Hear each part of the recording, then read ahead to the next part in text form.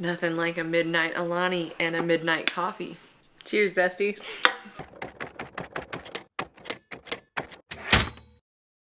So what are we doing today, coffee extraordinaire? We are. Also, Sharilyn is her name, in case this is your first time. Hello, I'm Tabatha. This is Sharilyn, and we are Books, Beverages, and Besties. It's not true, I just lied to you, but it's okay. We'll make it through. Today, right now, we are wrapping up our November. Yes. And we will note that we are filming this a week before November is over because of scheduling conflicts. Mm-hmm. So we still have a week. We still have a week. Those books are just gonna go into December. It's true. Which December's gonna look stacked, or unless we just like end up just like hanging out with family or whatever. We'll find out. But right now, the important thing is all the books we've read so far in November. Yes. Yes. All right. Cheers again. Cheers again. So, if you are new here, we go and we do. Didn't like, liked. Now we have really liked, loved, and then our favorite book. This is not chaotic in the slightest. We have the same book and do not liked. Imagine that. Crazy. If you've watched our channel at all recently, you would know. You would know. You don't know this already? Go watch. Get our full rant in our recent Dark Academia spinner wheel video, but for now, you get to know that we did not like Calabasas. It was very upsetting and disappointing. Yeah. All right, moving on. You know, yeah, let's give you a little taste. Yes. The biggest problems that we had with this book are everything. We didn't like the characters. We didn't like the world. We didn't like the plot. I liked the themes that were discussed.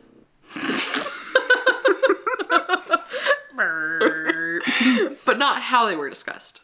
I liked the story that was in the flashbacks. Yeah. I don't like that it was all flashbacks. Yeah. All of the interesting story was in flashbacks, and I would have just loved that story as it happened, and then the story we were supposed to be getting at the end. Yeah. It was a experience. As Sharilyn would say, hell is beige. At least it was in this book. The entire book was beige. Like, how do you make hell boring? Why do you make hell boring? Yeah. What is the point? Why did we do this? With an insufferable character. She was so annoying. And a weird ass boner scene. That keeps coming up. Okay, it scarred me. Alright? It came out of nowhere. All of these are boner puns. Keeps coming up, came out of nowhere. Yep. Yeah. Alright. It's not great. What about books we liked? Right, yeah. So I read All of Us Murderers, and it was fine. It is a thriller. It turns out that it's historical fiction. It's in like early 20th century England, kind of Downton Abbey era probably. And I'm gonna be honest, it just wasn't really my cup of tea. It was fine. Also, in case for some reason you think it's YA, it is definitely not YA. There is spice. There is open door spice. That is not for children. But beyond that, the story was fine. Yeah, that's all I got. But family is invited back to their family estate to settle who is going to inherit the fortune and the estate by marrying the one chick who is left. It was very confusing at first because I didn't realize that it was like Edwardian England, and I was like, why are all these dudes talking about marrying this chick to inherit everything? It's like, oh, because it's early 19 something. Now it checks out. Now it makes sense. But yeah, a bit of a haunted mansion vibe that was cool, but then it ended up cheesy in a way that I was like, really? That felt a little too, I don't know if forced is the right word, but it just, So, it was fine. Yeah, take it or leave it, kind of. What did you like? Two different books that I liked. I actually loved Ashes of Man, but this is a placeholder, and yes, I'm keeping this as the placeholder. For For Dregs of Empire. I think the thing that happened with that one is one book is going to suffer if you read Dregs of Empire before or after Disquiet Gods. And I think that we were told correctly to read Dregs of Empire after Disquiet Gods, but because it takes place before, it kind of lost any stakes for me. So it was a lesser experience, but I think that's fine. If one book is going to suffer, it makes more sense for the novella to suffer than the main book. So I'm okay with that. That being said, I liked it. Stakes weren't there, so I didn't love it. Mm-hmm. And then the next one, I like it for now, but I could see on a reread when I'm more in the mood for it, loving it. And that's Coffin Moon. So this is a revenge story. We've got people whose family has died and they're going after what happened. And I think that in the right headspace, I think I would really like it at the very least, because I like the writing a lot. I really liked the characters. I do think the main character was chosen incorrectly. There was someone else that seemed like they were more of the main character, and they were the ones being developed more. So, but it wasn't from their point of view. So that brought it down a little bit for me, but also take that with a grain of salt, because I was super not in the mood for this style of book. I went into this hoping for something lighter, something fluffier, which to me the cover gives. I didn't know anything about this, mind you, other than vampires, and I was thinking it was going to be more on the like silly-ish vibe, the more like thrillery, like it's like unserious to an extent, but this was more of a serious tone, and it was more dense. It wasn't quite dense. Dense isn't the right word, but like a lot of those lighter ones are easier breezier. So it's not dense, but it was just like beautiful. Yes. But it was just like a little too much for my brain at the moment. So I do think this is worthy of a reread with a different perspective later. So that being said, I like it for now. All right, what about your really liked? I actually don't have anything in the really liked category. All my next books are all loves. So what you got for us? So I have two that I really, really liked. Yes, we skipped over really liked, and now we're in really, really liked. We need another category. And the first one is Crime and Punishment. I loved so many aspects of this, but my favorite parts were definitely part 1 and part 6, with a little bit of a drag in between. So it did prevent it from being loved. I think, again, rereading it, yes. You read Alchemized this month. That was this month? Wasn't it? Was it not last month? Yes, it was last month. I had it and I did not like. Cool, never mind, continue. But yeah, because of that section, and there were still really good aspects in that, but there were just some confusing parts. There was just a little bit of, and maybe it's because I read it a good bit slower, that some of it felt a little longer and a little more dragged out. But like part 1 was so gripping, and then once we got into part 6, it was also gripping again. And so I think because of that, it just keeps it's just a little bit away from loved. It's one that I could see on reread again being better. Okay. And it's one that, like, yeah, I could reread it a few times and then get more each time, and then it become a book that I love. But right now, I really like it. Nice. And then the next one I really, really liked. Really? That's the category. You're the only one in this category this time, so take it away. I really, really liked Immaculate Conception, which was hilarious because I didn't realize that. I thought it was going to be in the liked until we started yapping about it in our weekly discussion, and then I was like, oh, actually, I really liked this. So we have an art student who is a scholarship kid, and not kid, they're like in college, like fully doing their master's program. They're like adults. A scholarship adult. A scholarship adult, yes. And she is working on art, and she's working on technology art because it's the most accessible to her. Okay. She loved painting, but because painting is more expensive than technology, she's gone into the technology field. Okay. And so she's doing this, and she is best friends with a woman who's like extremely talented and having a lot of success. And so she's grappling with that between her friendship, and she knows like she very much values this person, but she's also got some jealousy aspects. But she's also internal about that. She knows that she's got that, so she is battling it a bit. And then she also is in like a futuristic society where science has gone a little bit too far in some aspects. And she, being in the technology art, is working a lot with some of that technology that has maybe gone a little bit too far. And it's got some brilliant discussions.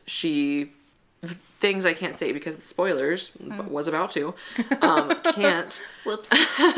But yeah, it's really, really intriguing. And I think anyone who likes like a science adjacent thriller horror, I think you'll really, really like this as well. Sounds cool. I just keep saying really, really. Really, really. Another book that I really, really liked was Empire of the Dawn. So I enjoyed this so much until the ending. I am on the didn't love the ending part of the world, and I think that the ending was really good, but it just wasn't my favorite. The art in here was also a different artist, and I get it, like, whatever, but it did make me a little sad that it wasn't the same like stained glass look. It was more on the realistic side. I really liked how we saw our characters develop, and all of the things that are going on with the war, because there's a big war. If you live here, there's a war. And so seeing those aspects was really good. There were a lot of knife to the heart moments throughout, for sure, and they were so good. They were intense. They were a lot. Yeah, very much that. And I loved those aspects. I did expect to love it, so I am a bit disappointed, but it's still a 4-star. It's still something I really enjoyed, and I think once I'm separated from it a bit, I think I'll like it even more. It's not something there are aspects to the ending that I saw coming. Not every aspect, not the main aspect of it. Tons of really, really good moments though in here. And so, with that being said, let's start our loved category. Yay! This is gonna be last. Okay. So, because I guess I could talk about these two together, because I read both of these this month. Look at you. And I loved both of them. Series binger. Yes, crazy. Who is she? But yes, I loved both Empire of the Damned and Empire of the Dawn so much.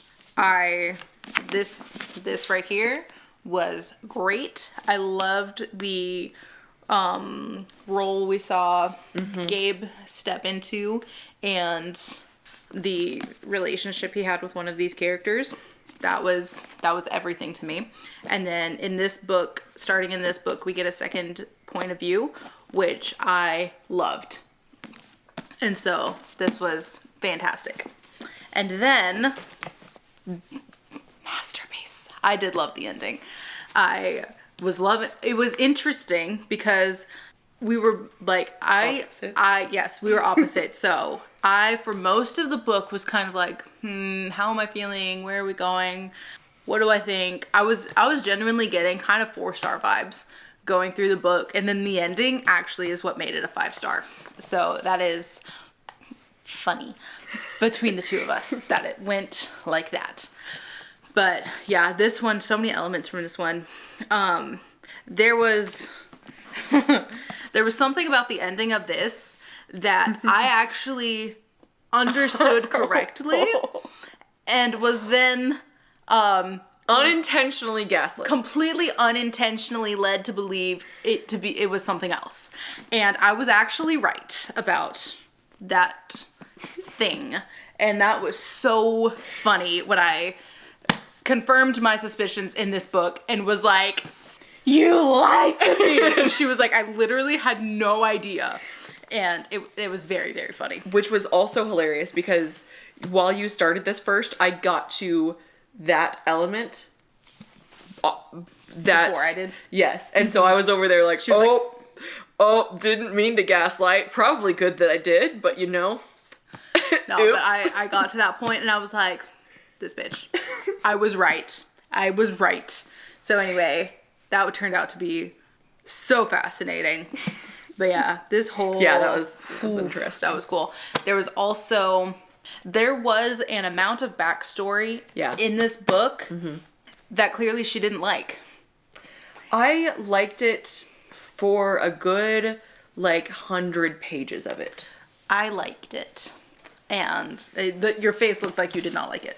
I liked it. Got old? I liked it. It did get old. Gotcha. Because it's we're already this far into the series. I'm ready to rock and roll. Yeah, that was an interesting choice. Yeah. To give us so much backstory at the end of the story. Yeah. So, but yeah, I did enjoy it. I did like that. I liked that part a lot. It did. Until you did. I wouldn't even say that I ever didn't like it. I just didn't love it. It was okay, this is happening. It's happening. I didn't Gotcha. dislike it. Get me back to the fucking story. No, I was. Yeah. Oh, okay, cool. I liked it well enough. Yes, me too. I like that. Yeah, and then I thought the ending was incredible, and I have so much respect for Jay Kristoff for ending the way he did. Yes. Oh, I respect it. I absolutely respect it. I think it was a bold move, and the balls. Yeah, the balls on this and it's man. one that you'll either love or hate, or just mildly dislike. Probably, I guess. That is also an option. That is fair. But yeah, oh, I loved it. All right, so those books happened, and I have two more that I loved. First was This Is How You Lose the Time Worm. It was beautiful. It was so weird and bizarre and strange, and I love that in a book. I did know, I was like, why is this acting weird? It's because I have a bookmark stuck in it. Anyway, fantastic. 5 stars. It was so unique and different. I knew that it was letters back and forth between 2 agents of the Time War on either side of the war, but the agents themselves... The letters, the way they're delivered, the way everything moves throughout the world, the universe, was so unique and bizarre and trippy and weird that I just loved it. I loved seeing it done. It's also very beautifully written. It's very beautifully written. It is very lovely. I did listen to the audiobook, and it's dual narrated, so we go back and forth with 2 different voices, just sending letters, talking back and forth to each other, and it's so cool. I loved it. My next love was Academy of Outcasts, and it was so good. It had so many elements in it that I absolutely loved. I read it so fast. I did listen to the audio, and I just binged it in a day. It was so good. I couldn't stop reading it. I loved it. It's a portal fantasy, it's progression fantasy. We have an elemental magic system. We have just such fun characters. It's like a ragtag found family ensemble cast. So that's one of my favorite things. You're missing the best part. It had one of those characters is a creature who just wants to eat people. So I need her to read this ASAP because I think she would love it. It's my favorite trope. Yes, and it's just so fun. And in the midst of all the dark, heavy chonkers that we have been reading for the past months, it was just such a breath of fresh air. It was so much fun. It very much read like just a shonen manga or anime. It was that style of story where it was just fun. And even though we're following a guy who doesn't really have any magical capabilities, but is determined to become the greatest wizard of all time. So if you like Black Clover or Danmachi or anything else with that vibe, you would probably like this story. And following him, he's just such a great dude to just ride along with. And it very much just feels even a bit like Avatar, where the characters are all just so bright and fun and wholesome, and it almost read like YA, but I mean that just because it felt so light and fun and positive. And we do have it's just fun, everything's fun. Political conspiracy he gets swept into. A fun little conspiracy. You know how it goes. And yeah, he's just trying to join an academy to become a great wizard, and that's all he set out to do, and so much keeps happening, and he keeps getting thrown off, and it's just beautiful. I love it. This just came out in October. Book 2 comes out in May. I can't wait. So excited. It was lovely. Lovely. I needed it so bad. It was just amazing. And last but certainly not least, we have a shared loved book, and it is Confessions. Oh my gosh. We could talk about this so much. In fact, we have. We certainly have. So you saw at the beginning of this video where we did not like Calabasas. In that video, or Spinner Wheel, Dark Academia Video, words, who needs them? We also read Confessions, and we had a spectacular time. So if you want to hear all of our thoughts, check out that video. But in general, we are following multiple perspectives, telling about their pieces of a story, and how they're all connected to each other. And it's such a unique way to tell a story, and it is just so fascinating.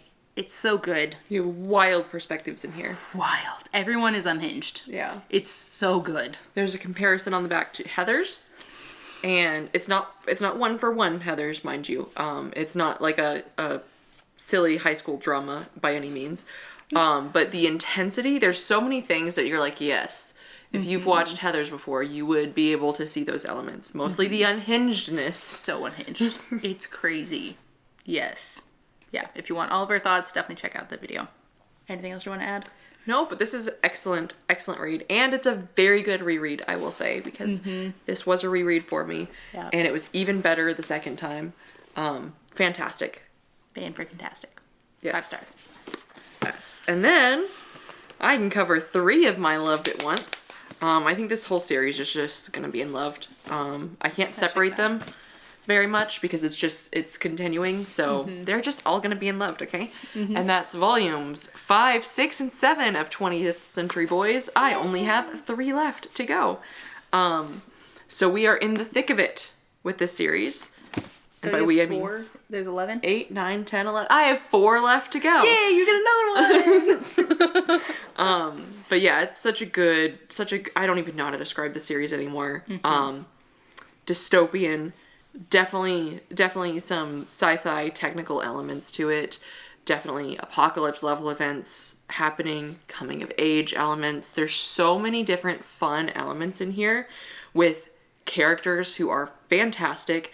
This is definitely a series that would recommend if you're into manga and you want a nice palette cleanser, because you can also space these out a little bit to have them as palette cleansers. They continue pretty much, most of them continue, but some of them have time jumps.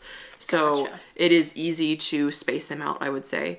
There's enough repetition to where I think if you space it out a little bit, it's probably even better.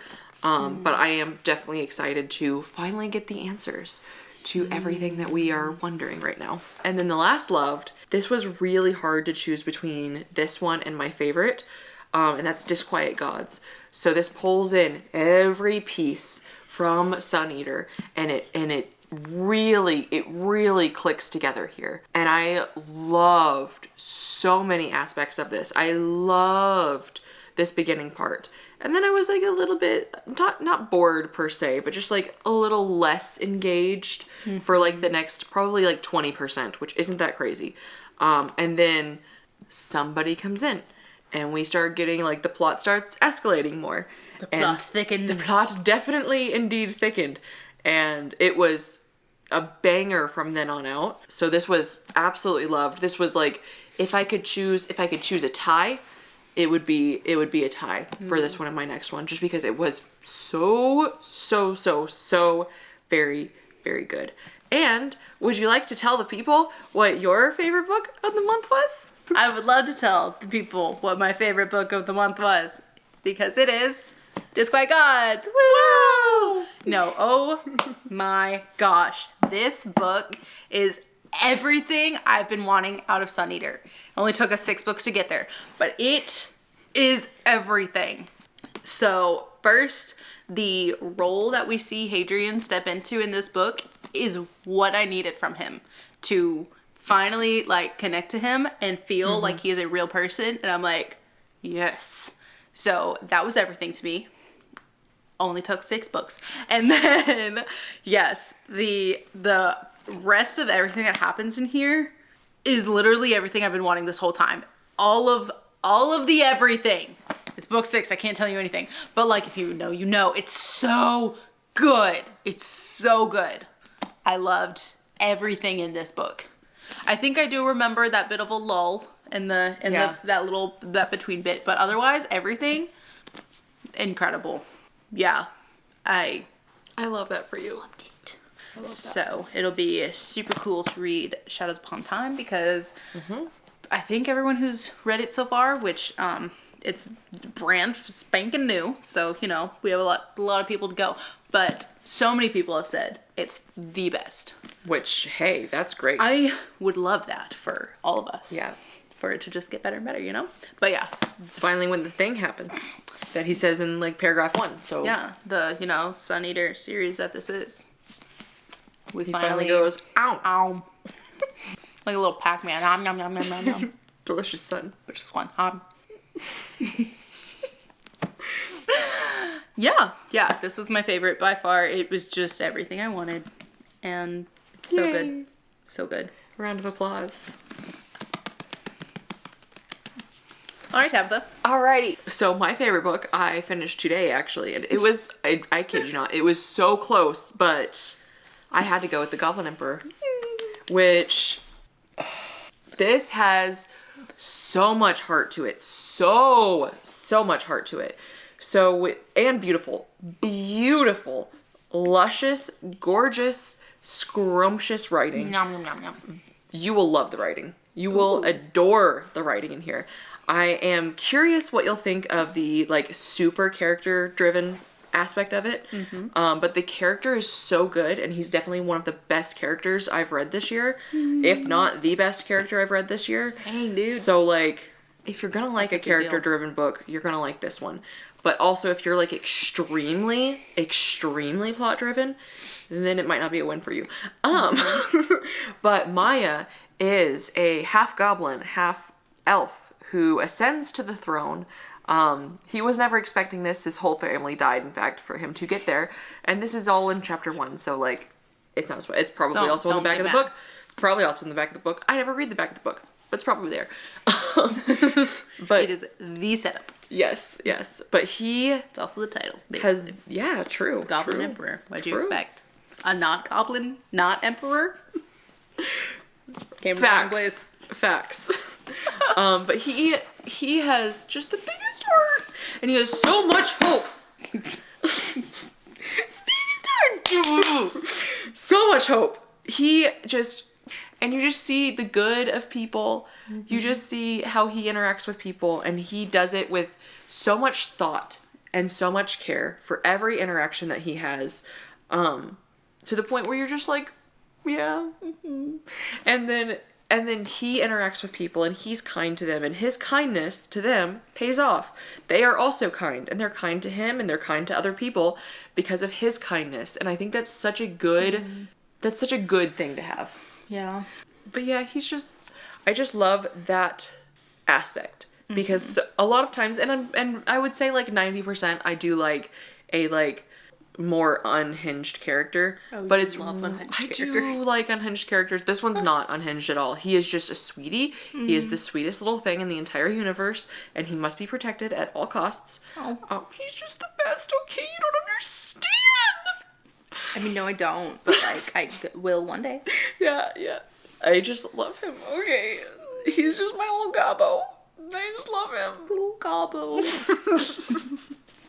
He's so sweet. Okay. Yeah. Here. Even on the throne, you're only as good as your wits or your heart. Oh, so sweet. It's so freaking sweet. And you want to talk about books that are a balm for the freaking soul?